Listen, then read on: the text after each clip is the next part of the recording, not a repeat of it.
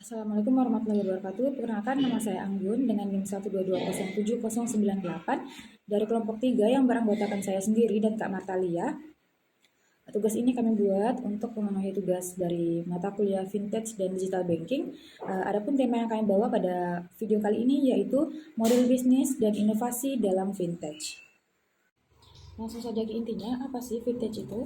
Vintage adalah singkatan dari finansial teknologi, yang secara sederhana berarti penggunaan teknologi untuk meningkatkan dan mengotomatisasi penyimpanan dan penggunaan layanan keuangan.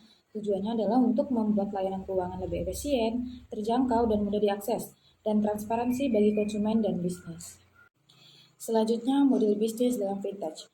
Model bisnis dalam vintage ini sangat beragam dan terus berevolusi sering dengan kemajuan teknologi dan perubahan kebutuhan pasar.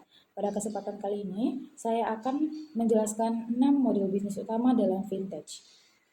Yang pertama ada pembayaran digital. Ini adalah salah satu area vintage paling awal dan yang paling berkembang. Model bisnis ini memfasilitasi transaksi pembayaran secara elektronik melalui berbagai platform seperti dompet digital atau e-wallet, transfer bank online, dan platform pembayaran lainnya.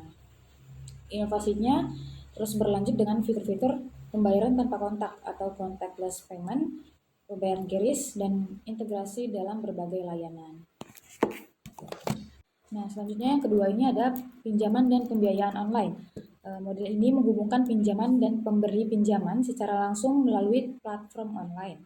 Vintage di area ini menawarkan proses pengajuan dan persetujuan pinjaman yang lebih cepat dan mudah dibandingkan dengan lembaga keuangan tradisional. Inovasi ini termasuk penilaian kredit alternatif atau alternatif credit scoring, menggunakan data non-tradisional dan produk pinjaman yang lebih fleksibel. Yang selanjutnya atau yang ketiga ada manajemen investasi dan kekayaan. Vintage telah mengubah cara orang untuk berinvestasi dan mengelola kekayaan mereka dengan platform robo-advisor, menyediakan saran investasi otomatis berdasarkan algoritma, sementara platform perdagangan saham online memberikan akses yang lebih mudah ke pasar modal, mencakup personalisasi investasi, investasi mikro, dan akses ke aset alternatif. Nah, yang keempat ada asuransi atau insurtech. Vintage juga menambahkan industri asuransi dengan menawarkan produk dan layanan yang lebih personal, transparan, dan efisien. Model bisnis ini mencakup penjualan polis secara online, penilaian risiko yang lebih akurat menggunakan data, dan klaim yang lebih cepat. Inovasi termasuk asuransi berbasis penggunaan atau usage-based insurance ini dan asuransi mikro. Selanjutnya ada keuangan terdesentralisasi atau DeFi. Nah, ini adalah area fintech yang relatif baru dan sangat inovatif, memanfaatkan teknologi blockchain untuk membangun sistem yang lebih terbuka dan tanpa perantaraan tradisional. Model bisnis DeFi ini mencakup pinjaman dan peminjaman kripto, pertukaran aset digital, atau DLX, dan produk investasi berbasis kripto. Yang selanjutnya atau yang kelima ada keuangan terdesentralisasi atau DeFi. Ini adalah area vintage yang relatif baru dan sangat inovatif, memanfaatkan teknologi blockchain untuk membangun sistem keuangan yang lebih terbuka tanpa perantara tradisional. Model bisnis DeFi ini mencakup pinjaman dan peminjaman kripto, pertukaran aset digital terdesentralisasi atau DEX, dan produk investasi berbasis kripto. Yang terakhir atau yang keenam ada layanan pendukung vintage atau B2B vintage.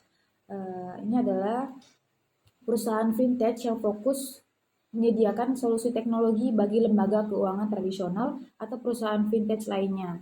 Ini termasuk penyedia solusi keamanan siber, analisis data, identifikasi digital, dan infrastruktur pembayaran. Untuk pembahasan selanjutnya akan dijelaskan oleh Kak Marta. Baiklah, di sini saya akan melanjutkan materi yang selanjutnya, yaitu inovasi dalam vintage. Inovasi dalam vintage ini adalah jantung dari pertumbuhan vintage.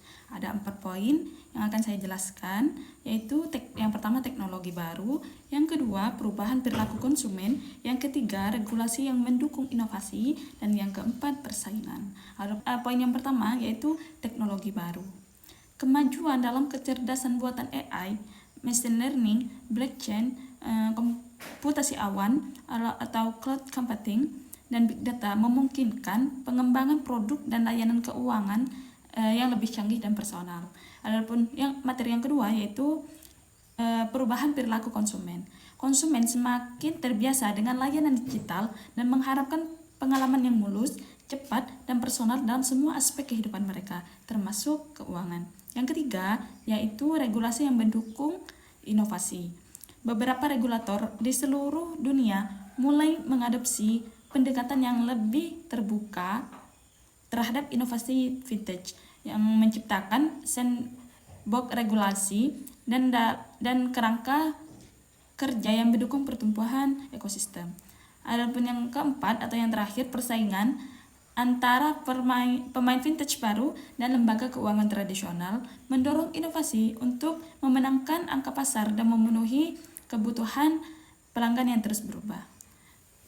Selanjutnya, contoh inovasi dalam vintage. Ada 5 poin. Yang pertama, poin pertama yaitu penggunaan AI untuk analisis.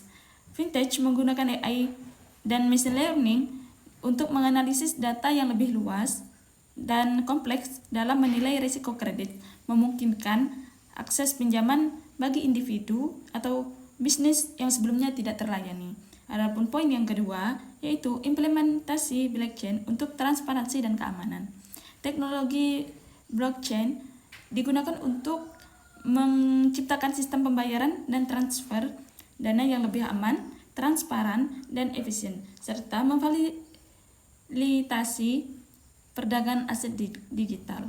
Poin yang ketiga yaitu pengembangan aplikasi keuangan yang terintegrasi. Aplikasi vintage semakin menawarkan berbagai layanan keuangan dalam satu platform, mulai dari pembayaran, investasi, hingga perencanaan keuangan yang memberikan kemudahan bagi pengguna. Poin yang keempat yaitu pemanfaatan biometrik untuk autentikasi, penggunaan sidik jari, pengenalan wajah, atau teknologi biometrik lainnya, meningkatkan keamanan dan kemudahan dalam mengakses keuangan. Adapun poin yang kelima yaitu personalisasi layanan keuangan. Vintage memanfaatkan data pengguna untuk menawarkan produk dan layanan keuangan yang lebih sesuai dengan kebutuhan dan referensi individu. Itulah tadi inovasi dalam vintage dan contoh inovasi dalam vintage.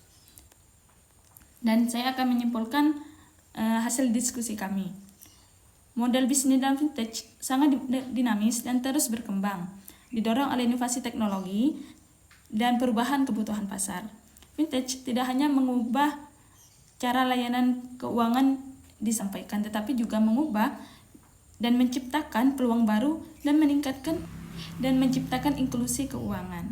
Memahami berbagai model bisnis dan tren inovasi dalam vintage ini sangat penting bagi siapa saja yang tertarik dengan masa depan keuangan. Itulah tadi mungkin hanya ini materi yang bisa kami sampaikan pada kelompok kami. Terima kasih.